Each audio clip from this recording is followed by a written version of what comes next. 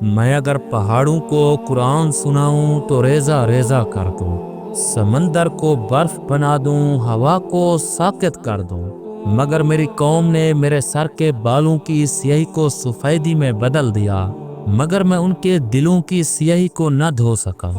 ناظرین کرام، یہ الفاظ سید عطا اللہ شاہ بخاری رحمۃ اللہ علیہ کے اس واقعے کے ہیں جو ہم آپ کے ساتھ ابھی شیئر کرنے والے ہیں۔